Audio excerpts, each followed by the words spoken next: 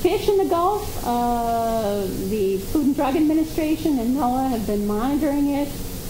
They've begun opening the fisheries areas to collection. I think it's probably fairly safe to assume that there is not a big threat to eating seafood from the Gulf right now. It's probably an excellent bargain in price, so you might consider taking advantage of that. But I guess what I'd like to end with is that oil is a natural phenomenon in the Gulf. There's drilling down there because there's oil close to the surface. Approximately more than 60% of the oil entering North American ocean waters comes from natural feed. So as Jim said, the animals down there are used to it. The problem is they're used to it coming out in a slow, kind of continuous way, not bursting forth at, tens of thousands of gallons a day and not necessarily mixed with a whole other set of dispersing chemicals. So the industry is there. It's an important industry. I was fortunate once to be down in Houma, Louisiana. It's 90 miles south of New Orleans. You wouldn't think there's dry land 90 miles south of New Orleans, but there is. But if you look out at night over the Gulf, it looks like you're looking up into the sky. It's a starry, starry night for all these thousands of oil platforms down there. And they're going to, as long as we keep using and needing oil is going to need to be drilled in the Gulf. And our task is really to figure out safer ways to do it, more responsible ways to extract it, and hopefully ways to reduce our dependence on needing so much of it. Thank you.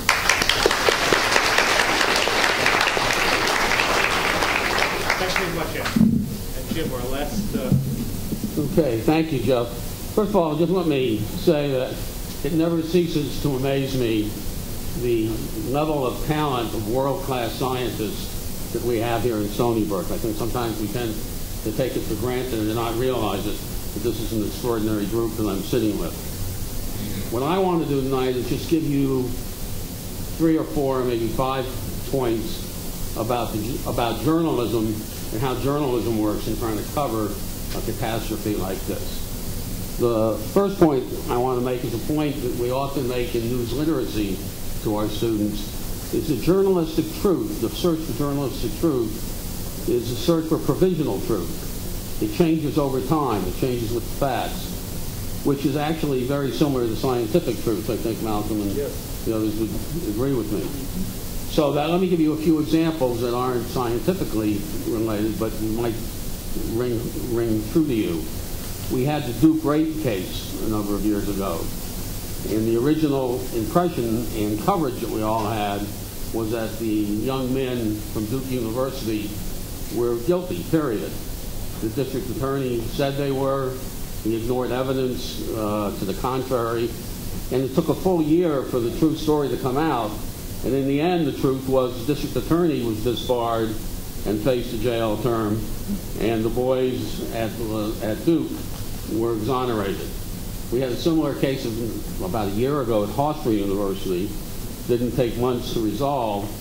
But it was clear in the first stories, it looked as if there had been a rape case at Hofstra involving some athletes, and it turned out not to be the case.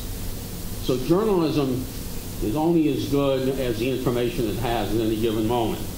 And in fact, the second major point I would make is that journalism is a prisoner of the sources we can reach and the sources we can use at any given time. And I must say that in talking to journalists who covered this story, and you look at some of the stories that have been written, BP was not particularly cooperative. They didn't give it, and I'll go further into that in a moment. A last point that I'll make is that, as I think you all understand and have heard, the journalism profession is in a period of great transition. The rise of the internet, digital journalism, makes everybody a potential journalist, but newspapers and television stations have suffered economically.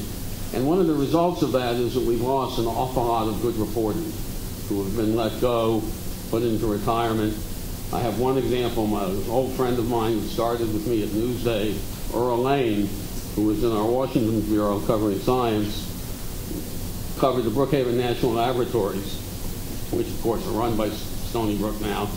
There were scientists that would only talk to someone like Earl because he knew his topic so well. And he's lost now. He's actually working for the National Science Foundation as a public relations person.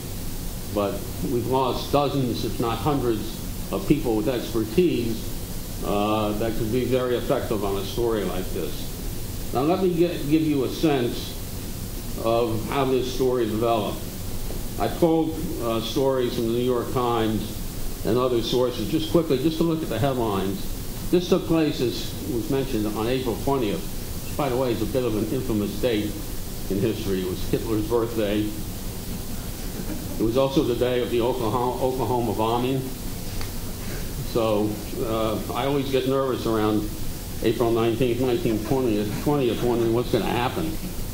The first stories had to do with the explosion, and the fact it wasn't even mentioned here, 11 people were killed, 11 people were lost. So there was nothing at first about a major oil spill and the consequences of it. The first story I found in the Times says an explosion of an oil drilling rig off the coast of southeast Louisiana left at least 3 people critically injured and 11 others missing as of Wednesday night. Rescue teams were searching the area in the Gulf of Mexico by helicopter, plane, and boat, Coast Guard officials said. So that's where the original concentration was. A few days later, you had, this is April 22nd, 2 days later, accidents don't slow Gulf of Mexico drilling. So we're going ahead with drilling. As the Coast Guard is trying to assess the potential environmental effect of the oil rig explosion near Louisiana, industry officials said Thursday that they did not expect drilling in the Gulf of Mexico's deep waters to be curtailed. That turned out, of course, not to be the case with the order that the President gave, and just recently reversed it. Finally, and this is now April 24th, we get the first story about an underwater leaking from the well in the blast. It says, robotic devices monitoring the deepwater well where a giant oil rig exploded and sank last week have discovered oil leaking from the well, a development that a senior Coast Guard official on Saturday called a, quote, game changer, unquote. So you see how the story is changing rapidly, but that the newspaper, and a very good newspaper, the New York Times, is only as good as the information that it's getting.